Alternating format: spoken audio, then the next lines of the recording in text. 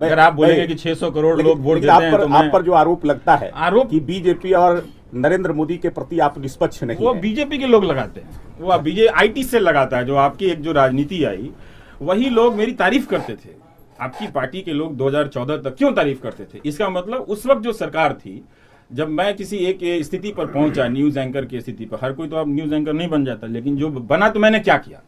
तो उस दौरान जब मैं उस वक्त की सरकार को क्वेश्चन कर रहा था तो सब चले आते थे, सब आते थे, बड़े बड़े आदरणीय लोग आते थे। अचानक आप बहिष्कार क्यों करते हैं मेरा?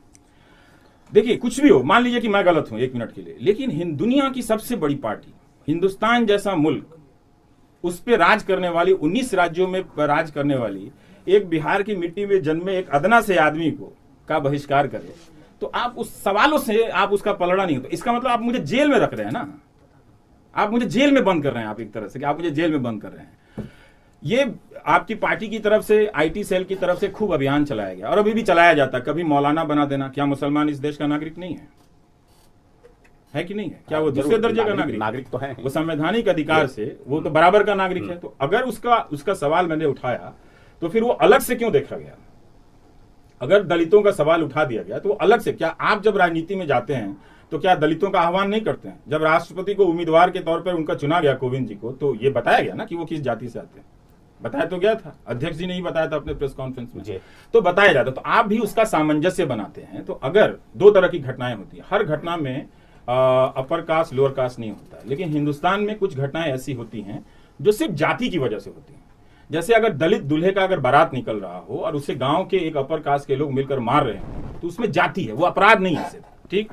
जैसे एक दलित महिला का बलात्कार होता है और करने वाला अपर कास्ट का है, तो एक बलात्कार की घटना दोनों खराब है, निंदनीय है, तो एक दूसरे परिस्थितियों में भी हो सकती है और एक बलात्कार की घटना एक जातिगत परिस्थिति में भी होती है कि आप उस लड़की का, उसके समाज का स्वाभिमान कुचल देना चाहते हैं। इसलिए मैं ही नहीं, नेशनल क्राइम रिकॉर्ड ब्यूरो भी अलग से SC/ST के खिलाफ हुए अत्याचारों की गिनती करता है। इसीलिए अलग से OBC भी बना हुआ है, ताकि अलग अलग इन विविधताओं के भीतर सोशल डेमोग्राफिक और जो उसके पैमाने हैं कैसे बदल रहे हैं उसका देखा जाना है। तो ये एक बना दिया गया, ऐसा तो नहीं है। सारे हमारे मित्र जो हमारी उम्र के प्रवक्ता हैं आपकी पार्टी में, वो मित्र जैसे ही थे। बहुत सारे लोग मंत्री बने बदल के, अब वो मिलते हैं तो हाय हेलो तक नहीं होता, अजीब लगता है कि क्या है, कोई दुश्मन थोड़ी है, मतलब ऐसा। क्योंकि जो मैं लिखता हूँ ना, तो जो सरकार में बैठे हैं इस वक्त, जो सरकार में बैठे हैं, आप एक पत्रकार बनते हैं तो आप ये नहीं कहेंगे पहले कहाँ थे। तो पहले हम कब रिपोर्टर थे, मान लीजिए, तो पहले हम MCD करते थे, तो आप तो जानते नहीं थे कि हम क्या कर रहे हैं, क्या कर रहे हैं। सही बात। लेकिन जब मैं अपनी यात्रा में किसी मकाम पर पहुंचा हूं और उस मकाम पर पहुंचने के बाद कोई सरकार मेरे सामने खड़ी है, अगर मैं उससे सवाल पूछ रहा हूं तो आप मुझे ये नहीं कह सकते कि तब आप क्यों नहीं पूछा। हाँ। हम क्या करें कि 1947 में पैदा नहीं हुए, हम क्या करें कि 1984 के वक्त हम छात्र जीवन में थे। हाँ, लेकिन मैं उसका भी जवाब दे सकता हूँ कि जब मैं दिल्ली गया और कैमरा माइक लेकर घूमा, तो मैं तिलक नगर गया।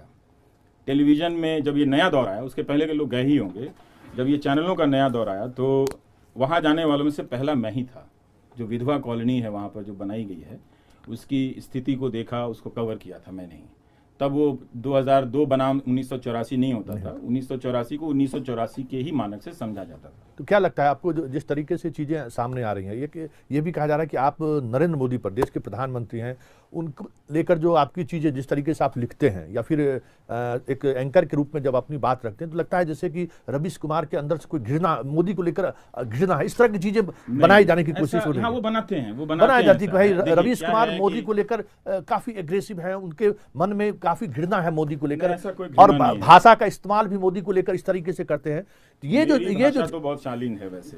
मैं आदर की सीमा कभी क्रॉस नहीं करता कि सोशल मीडिया पे भी मैं कोशिश करता हूँ कि आप वो शालीनता ना तोड़ें, और टीवी पे तो सवाल ही नहीं है, ठीक है।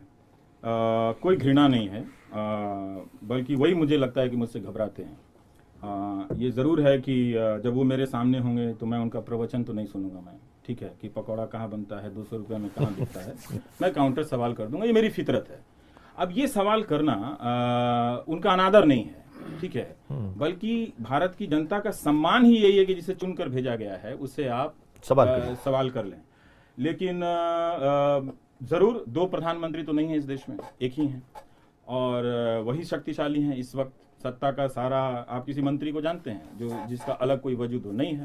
तो अगर सत्ता का सारा केंद्रीकरण उनके हाथ में है तो जवाबदेही के सारे सवाल उनके पास जाएंगे, क्योंकि एक असंतुलन पैदा हुआ है। असंतुलन ये पैदा हुआ है कि 99% मीडिया इस वक्त भारत का वो घुटनों पे है। उसमें अगर कोई एक आदमी घुटने पे नहीं है तो आप उसको लगता है कि ये मोदी विरोधी है। तो विरोध कौन कर रहा है, मैं कर रहा हूं या बीजेपी मेरा विरोध कर रही है? तो बीजेपी से पूछना चाहिए कि भाई क्या वजह है, क्या आप मुझसे घृणा करते हैं या आपको सचमुच आपकी हालत खराब हो जाती है मेरे सामने आने में? ठीक, मुझे बात नहीं कहनी चाहिए, लेकिन क्या करें, 2 साल से अगर दुनिया की इतनी बड़ी पार्टी एक अकेले अदना से पत्रकार का बहिष्कार करे, कोई केंद्रीय मंत्री साहस नहीं जुटा सके, तो मैं अपने आप को क्या करूं? मैं तो ग्लानि में नहीं रखता भी हूं कि भाई आते नहीं है, आते तो अच्छा रहता। लेकिन जब आप सत्ता पे पहुंच के किसी आम नागरिक का बहिष्कार कर, मेरे पास तो कोई सत्ता नहीं है ना, मेरे पास कोई संरक्षण नहीं है। अगर आप मेरा बहिष्कार करते हैं तो घृणा आप मुझसे करते हैं, मैं आपसे नहीं करता हूं। हाँ, मैं अपनी तारीफ में जरूर कहूंगा कि हो सकता है कि आप मेरे सवाल का जवाब नहीं दे पाते हैं, आपको बेचैनी होती है। क्यों नहीं दे पाते हैं? आप 14 तक तो आप मुझे SMS करते थे, दिन रात मुझे कहते थे कि आप हफ्ते में तो एक दिन बुलाइए, आपके शो में आना बड़ी बात होती है। अचानक आप मेरा बहिष्कार करने लगते हैं। तो ये एक प्रधानमंत्री से सवाल करना इस वक्त सबसे बड़ा सम्मान है, उनका भी और भारत की जनता का लोकतंत्र में जो विश्वास है उसका सम्मान। क्योंकि इस वक्त प्रधानमंत्री से कोई सवाल नहीं कर रहा है, कोई पत्रकार जाता है सीधा घुटना पर रेंगते हुए जाता है, इससे प्रधानमंत्री की मर्यादा गिर जाती है।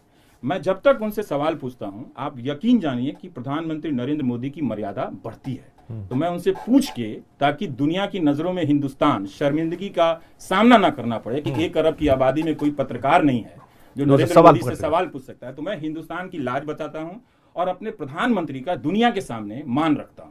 तो मैं उनसे नफरत नहीं करता, मैं उनकी इज्जत बढ़ाता हूं, ताकि इतिहास जब कोई लिखे तो नरेंद्र मोदी के सामने 0 ना लिखे।